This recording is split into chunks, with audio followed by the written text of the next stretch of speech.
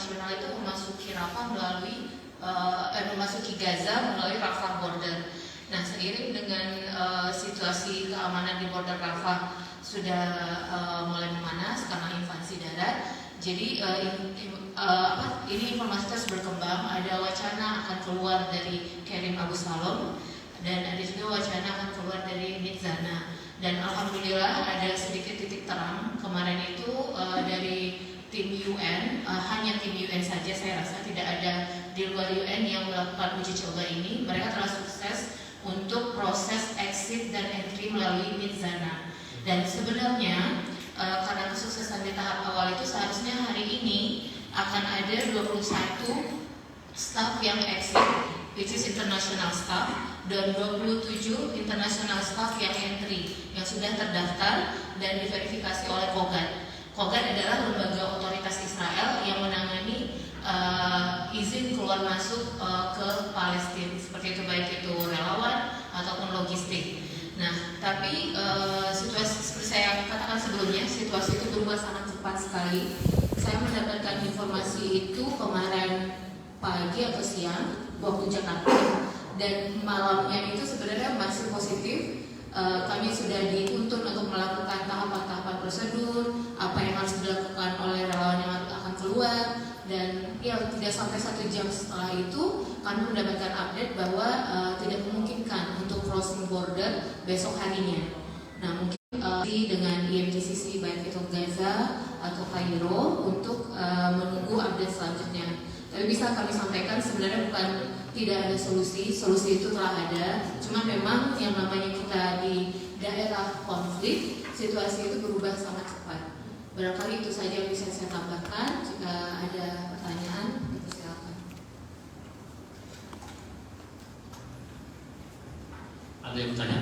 Saudara kawan-kawan sekalian, ini penting sekali disampaikan kepada publik dan terutama warga yang warga yang masih di sana. Silakan. Ya, silakan. Kan soal banyak relawan yang harus keluar dari daerah Rafah. Itu kira-kira ada upaya nggak sih dari mungkin kedutaan Indonesia yang ada di Mesir atau stakeholder terkait yang masih tergabung dalam KBRI atau KJRI untuk membantu relawan keluar dari Rafah? Ya, mungkin Ya, kami juga seperti sebelum disampaikan, kita juga berkoordinasi dengan KBRI dan juga pihak Kemenlu yang terus memantau perkembangan. Dari pihak pemerintah juga menunjukkan keinginan untuk membantu, dan saat ini karena prosedur kita masuk itu melalui jalur WHO dan juga telah menunjukkan perkembangan yang bisa saya bilang memang belum sangat bagus ya, tetapi setiap hari itu ada progres. Jadi di tahap ini kami tetap menginformasikan perkembangannya kepada pihak KBRI Kairo ataupun pihak Kemenlu, seperti itu. Terima kasih. Oke. Ada yang lain? Pak, tadi kan sempat disebutkan soal upaya lewat 2 border tadi ya, salah satunya Nitzana, dan ternyata Nitzana juga ada hal-hal yang tidak diinginkan. Kalau border yang sebelumnya tadi apa saya lupa namanya, itu gimana? Apakah sudah ada upaya juga lewat situ atau seperti apa? Sebenarnya kalau upaya melalui Karim Abu Salim waktu itu masih dalam tahap koordinasi ya. Jadi kami kan hanya berkoordinasi dengan pihak UN dalam hal ini WHO, dan koordinasi ke pihak lain, another stakeholder itu dilakukan oleh UN. Dan memang mereka mendapatkan situasi itu perkembangannya sangat cepat.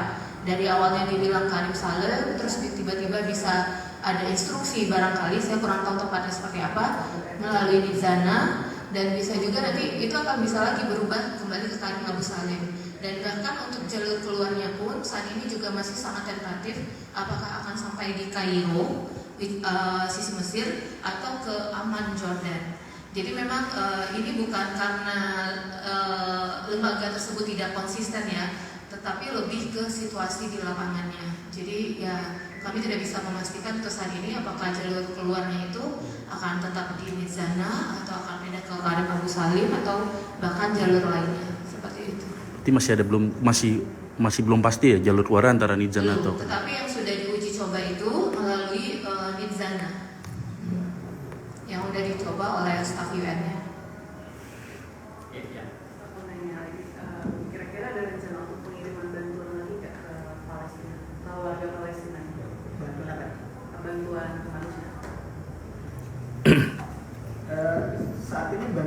kemanusiaan itu relatif tidak bisa masuk, semua tertahan. Jadi kalau tadi menyambung pertanyaan sebelumnya, untuk masuk ke jalur Gaza itu sebenarnya ada lima pintu. Ada 5 pintu, di mana 2 pintu itu untuk perlintasan orang di utara Erez dan di selatan Rafah. 3-nya adalah pintu logistik. Salah satunya adalah tadi yang disebutkan Karem Shalom, gitu ya. Nah, jadi saat ini logistik itu masuk lewat Karem Shalom, gitu. Kadang-kadang lewat Rafah. Nah, ketika kemudian terjadi penyerangan ini dan juga adanya juga konflik di dalam negeri Israel sendiri terkait dengan ketidakpuasan masyarakatnya dengan proses yang berjalan, justru dampaknya adalah menahan bantuan dan merusak bantuan-bantuan yang masuk. Nah, ini yang kemudian semakin memperlambat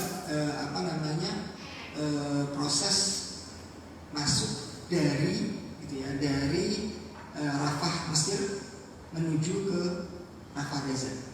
Jadi banyak bantuan itu yang saat ini sudah sampai di Rafah Mesir dan menunggu izin untuk bisa masuk, begitu. Jadi kalau kemudian dikatakan apakah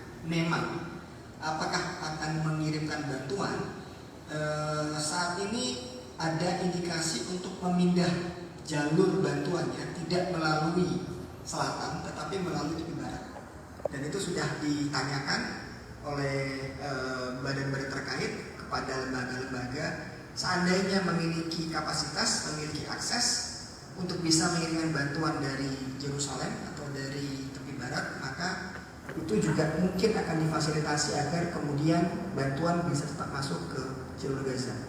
Kalau kami sendiri gitu ya dari Mercy, kami lembaga medis saat ini fokus memang untuk membantu mengirimkan tenaga medis dan obat-obatan gitu ya, berbarengan dengan semampu teman-teman yang saat ini, teman-teman 3 orang non medis yang saat ini berada di Rafah ini, untuk bisa membantu apa yang bisa diberikan kepada pengungsi. Jadi kalau misalnya di pasaran kemudian ada katakanlah stok makanan, kita akan beli untuk kita bagi seadanya gitu ya, walaupun harganya sangat-sangat mahal saat ini. Namun fokus kami saat ini adalah bagaimana mengamati terus perkembangan yang tadi disampaikan sangat-sangat cepat. Takutnya kemudian kehilangan momen, katakanlah hari ini bisa keluar jam sekian, tapi karena kemudian kita tidak aware, kemudian kita terlambat begitu ya, dan itu kemudian bisa merugikan teman-teman yang memang saatnya sudah bisa keluar dari sana. Demikian. Saya sudah memikirkan solusi atau kepikiran nggak jika seandainya terjadi skenario terburuk, teman-teman relawan sana nggak bisa keluar sama sekali karena memang militer Israel menyerang Rafah secara brutal. Ya, jadi sekali lagi pergerakan dari tim relawan itu akan mengikuti instruksi keamanan yang diberikan, dan juga tentu teman-teman mempertimbangkan informasi dan juga pengamatan mereka sendiri di lapangan. Gitu. Jadi kalau kemudian dari IPCC menyatakan bahwa lingkungan guest house tempat teman-teman relawan saat ini berada itu masuk ke red zone, maka tidak ada pilihan. Teman-teman akan mengungsi, gitu ya, akan mengungsi menuju ke tempat lain yang lebih aman yang tidak disebutkan, apakah ke Camp Awasi atau menuju ke Gaza Barat, Gaza Tengah di Gaza Barat. Nomor 2, salah satu prasyarat dalam prasyarat IMT itu adalah sustainable. Jadi ketika kemudian kami masuk, kami juga diminta untuk bisa mencukupi kebutuhan sendiri terhadap makanan, bukan hanya terhadap obat-obatan, terhadap makanan, setidaknya untuk 2 pekan. Gitu. Nah, ini yang kemudian saat ini terbukti menjadi sangat penting dalam situasi yang serba sulit begitu ya. Maka kemudian persediaan makanan ini yang kemudian akan bisa membantu seandainya kemudian teman-teman relawan tidak bisa kemana-mana lagi. Jadi tetap harus hanya tinggal di dalam guest house saja untuk kepentingan keamanan, begitu. Nah, yang menjadi konsideran kami adalah dengan situasi seperti ini tentu akan sangat berimbas terhadap status mental teman-teman yang berada di sana. Begitu, artinya dengan situasi betul-betul situasi perang, kemudian tidak ada kejelasan kapan mereka masuk, maka kemudian dukungan moral baik dari kami dari pusat, dari Mercy di Jakarta untuk bisa berkomunikasi dengan mereka, maupun dukungan moral sesama mereka dan juga di antara mereka lembaga-lembaga asing itu akan sangat-sangat berarti. Jadi support system itu akan sangat berarti agar kemudian teman-teman bisa tetap dalam situasi yang stabil. Gitu. Nah, itu juga yang kemudian menjadi pertimbangan dari IMTCC. Karena slot untuk keluar itu sangat terbatas. Yang tadinya masuk dan keluar itu relatif lebih bebas, sekarang hanya dibatasi saja. Masing-masing lembaga hanya bisa mengirimkan 1 atau maksimal 2 nama untuk keluar. Maka kemudian nama teman-teman yang kemudian akan keluar secara bertahap ini juga akan disusun menurut urutan prioritas.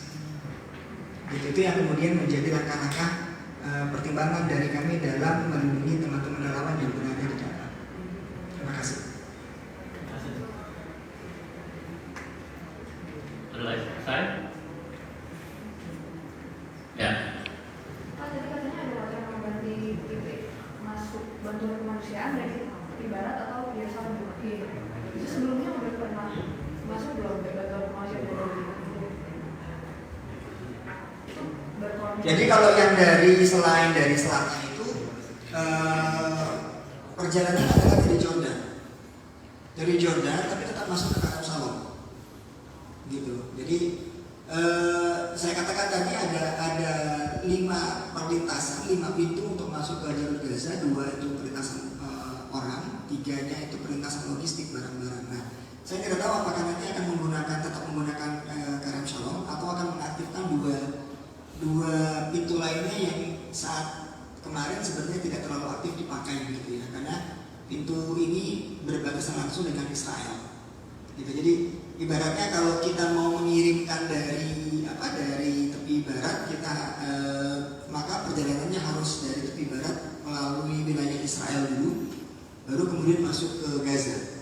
Berbeda kalau misalnya dengan sekarang itu kan dari Mesir masuk ke Gaza atau dari Yordan, perjalanan ke Yordan ke Karam Shalom yang notabene lebih aman dengan situasi sekarang. Artinya kalau kemudian masuk melalui jalur wilayah Israel, tentu dikhawatirkan upaya-upaya penghadangan, upaya-upaya perusakan seperti yang saat ini sudah terjadi itu akan potensinya akan lebih terbuka. Terima kasih. Mas, untuk tadi sempat disinggung soal relawan yang dipindahkan dari Gesos yang menurut tidak aman ke Gesos selanjutnya, itu bisa dijelaskan lagi nggak? Itu ada dalam Gesos itu apakah semuanya di situ atau ada beberapa Gesos gitu untuk semua relawan Mercy-nya? Jadi nanti bisa tambahkan sama Bu Marisa. Jadi untuk tim asing Safe house ya bertugas di Gaza itu salah satu kebutuhannya adalah mereka harus punya tempat menginap.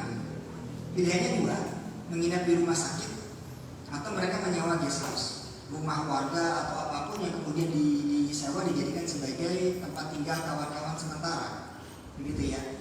Nah, kemudian fasilitas kesehatan, rumah sakit, klinik, dan seterusnya dan juga guest house ini itu dalam perjalanannya akan didaftarkan kepada WHO sebagai daerah dikonflikted. Artinya daerah ini dikenal bukan sebagai milik musuh sehingga kemudian tidak diserang. Dan ini penting.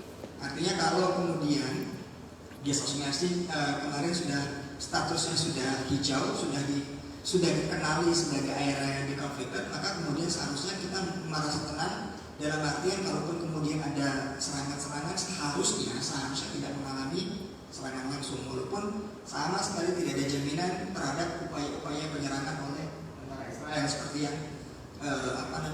yang terjadi di belakangan yang kita ketahui bersama.